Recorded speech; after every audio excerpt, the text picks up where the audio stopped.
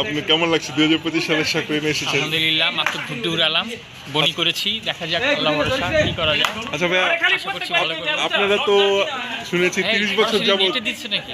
এটা এখনো দেইনি, দিব।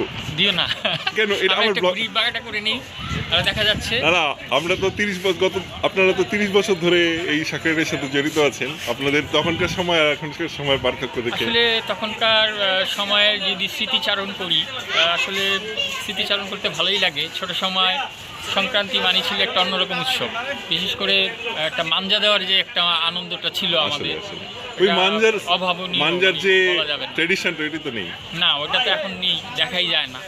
তবে আমার মনে হয় যে সংক্রান্তির মূল আনন্দটাই ছিল ওই মাঞ্জা দেওয়া, নাটেই পুরানো, সুতা নাটেই পেঁচানো, পুরানো। আর ওই যে ঘুড়িগুলোতে দনটারা বাঁধা, আবার একবারে দল বেঁধে যে তোমার শাঁখারি বাজার থেকে ঘুড়ি, সুতা, মাঞ্জার উপকরণগুলো কিনা, এটা আসলেই খুব আনন্দ। তা আপনার মনে হয় কি যে আমাদের কি সেই পুরনো ঐতিহ্যটা ধরে রাখা উচিত?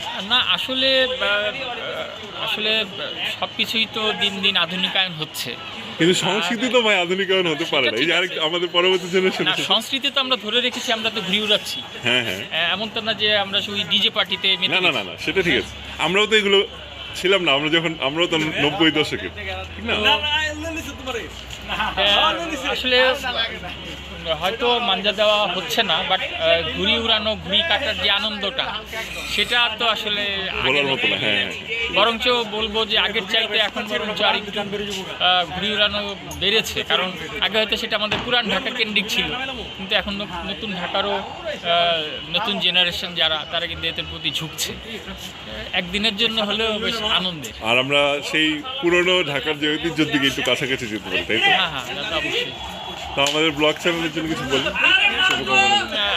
আমি চ্যানেলের নাম এবিএস ব্লগ। আচ্ছা, এবিএস ব্লগ চ্যানেলটা ছোট ভাই আজিমের। তা আমি অবশ্যই তার জন্য একটা গুড উইশ থাকবে, এবং আশা করবো আপনারা সবাই ওকে সাবস্ক্রাইব করবেন এবং বেশি বেশি করে শেয়ার করবেন। Thank you. থ্যাংক ইউ ভাইয়া, থ্যাংক ইউ।